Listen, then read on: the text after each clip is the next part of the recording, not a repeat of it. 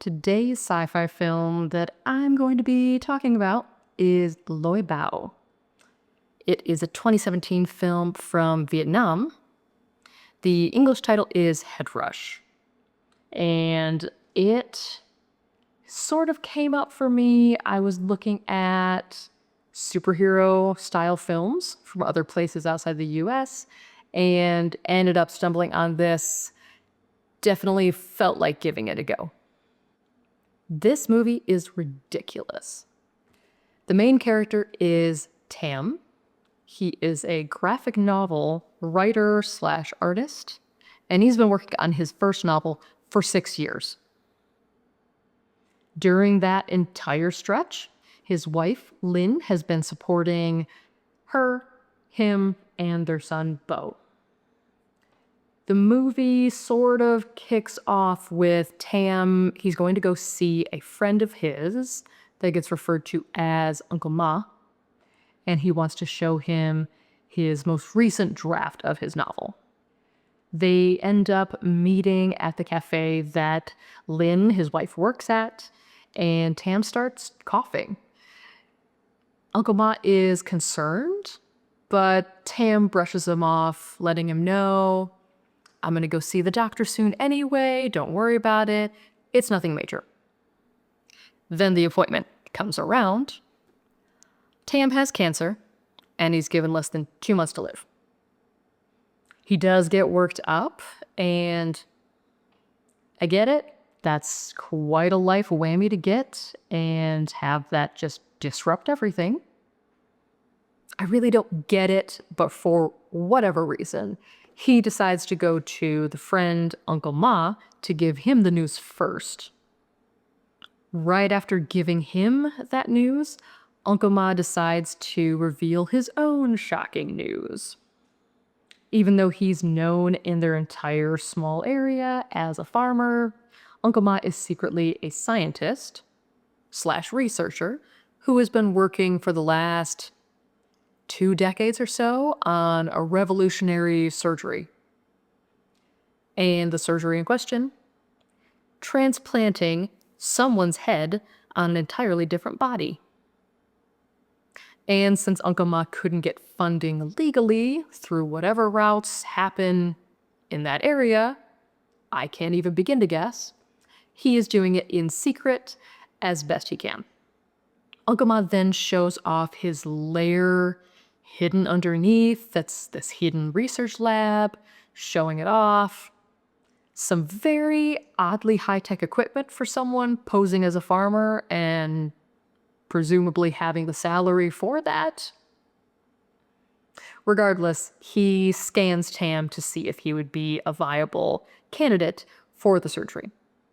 Tam goes back home, and does he gather his loved ones, get with his wife and his son, cherish those moments? No. He keeps working on his novel. And even though he's working on the novel feverishly, he still has no time to spare for Lynn or Bo and is snapping at them and treating them horribly while he's feverishly working on this. At some point in this fever haze of working, Uncle Ma sends a message to Tam asking him to come back over, and then tells him that his scan has been checked over. The surgery won't work for him. The cancer has spread into his brain, so it won't actually address the problem that Tam is dealing with right now. Why he made him physically come over for that news instead of a call, I don't know. Regardless, the surgery is a no-go. Tam is driving away and then immediately makes a really dramatic turnaround, goes off into the middle of the woods, and sets himself up to hang to death in a tree. Uncle Ma sees the suspicious driving, seems to pick up on the fact that that's not the way home for Tam, goes after him, and very, very fortunately finds him still mid-hang and not dead. Uncle Ma does manage to get him down and out of harm, gives him the riot act for pulling that nonsense. And then when both of them are set and ready to head back out of the woods, they hear suspicious noises and come to realize that there are two men in a chase through the woods. Both of them are shooting at each other, and one is clearly in pursuit of the other one. The man running away does end up shot and killed. The important part is that Uncle Ma is seeing all of this and notices the man has been killed by a shot to the head, and his body is otherwise intact. Uncle Ma is desperately getting Tam to help him get this fresh body off back to his home and proceeds to do the transplant surgery with the body for Tam and rescue him. Now, Uncle Ma does confess afterwards to Tam that he lied, the cancer had not spread to his brain, that he just didn't have a suitable body to actually do the surgery for Tam. So this was sort of a golden opportunity with this person out in the woods. But they end up doing the surgery. This is actually somewhat not too far into the film, so of course further twists and turns and wildness take place after that, but I don't want to give the whole film away. I want to allow for anyone listening to me talk about this film. If it's intriguing, then there's still a film for you to experience for yourself. As far as the type of sci-fi, definitely action. There's some bits of comedy in. It definitely has the marks of a superhero film. And that's something that sort of really starts gearing up post-surgery. Not really surprising. Most heroes end up with some type of transformation. And that is really the formula that it tends to be going into. There's definitely some fun fighting sequences. The body of the person that was used for the transplant surgery has certainly got fighting skills. And of course, he wasn't in a bubble. He definitely has people who realize he's gone missing. And that certainly shows up in the film because it's not a big area. Somebody's bound to wonder. As far as the sci-fi elements, it's purely the surgery, which we certainly don't have the capacity to do at this point in time. It gives me Face-Off vibes, but obviously an entire head is such a monumental thing to completely move to a different body.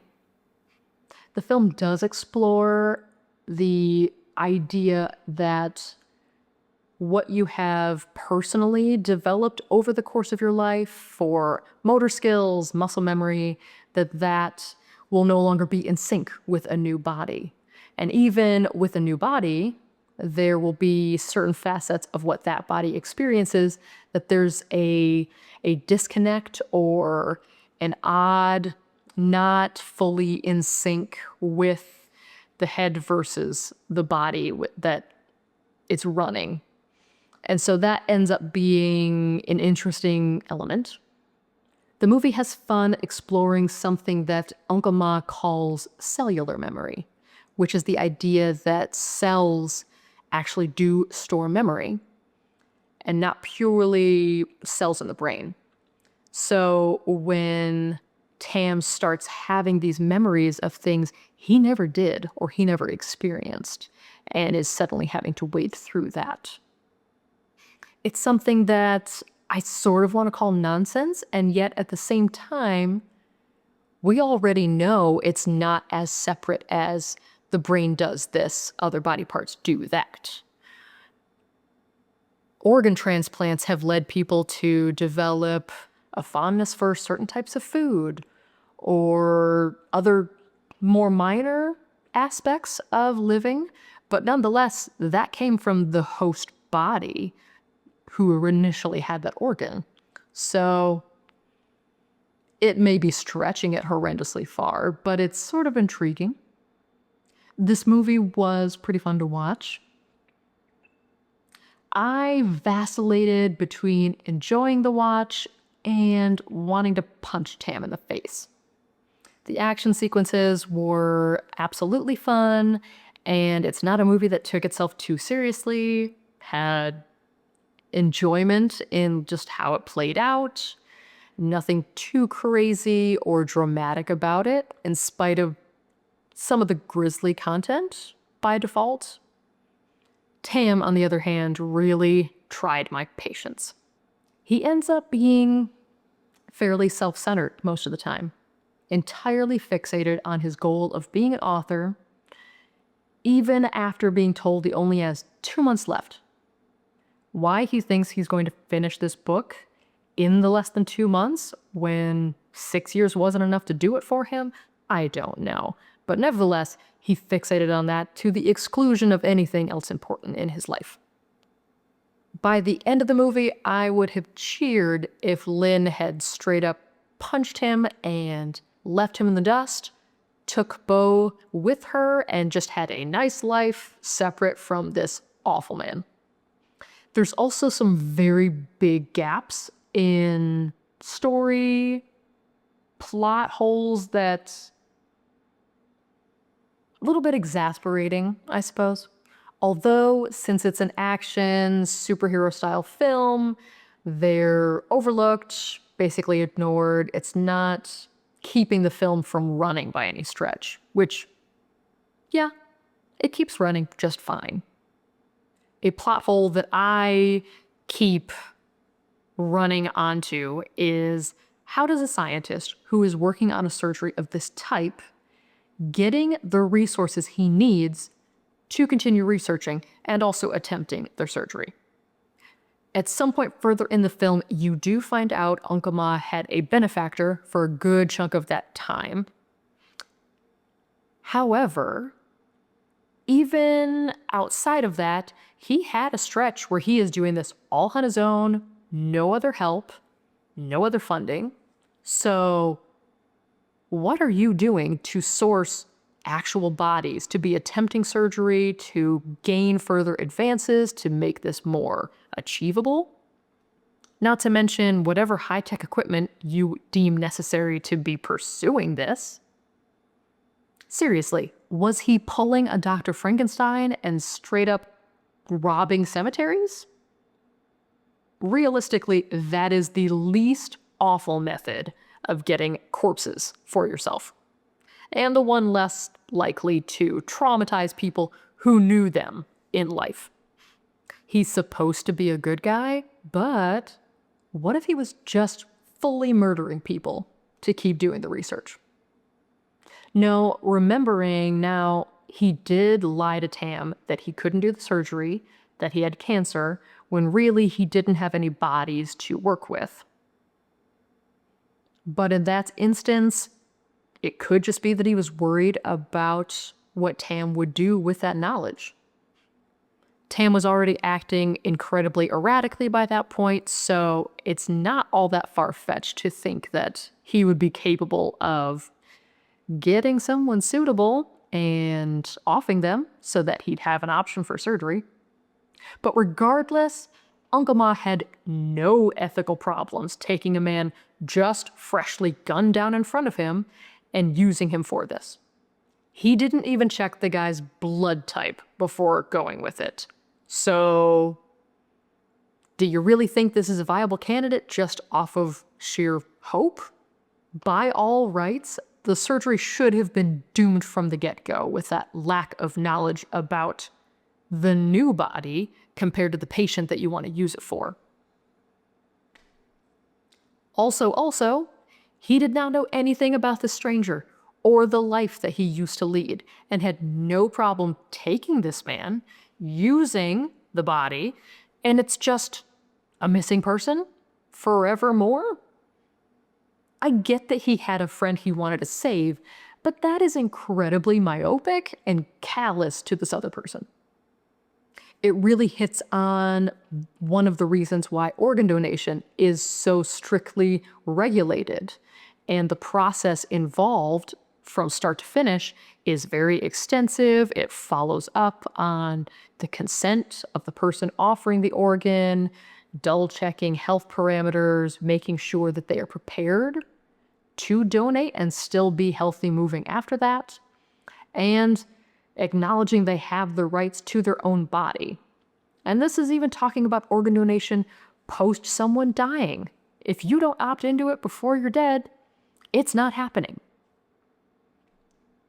But no, Uncle Ma, take this random fresh new guy. Whoop-de-doo. I guess you can save Tam now. I am ranting. I did actually enjoy watching the film. Can't deny that. There are just some spots where I really want to poke at these characters and the nonsense they're doing. In fairness, I get that with plenty of other superhero films too, with the plot holes that show up and the choices that get made, so it's not new for me. And I did enjoy the film. I did end up being surprised at where the movie headed in the second half.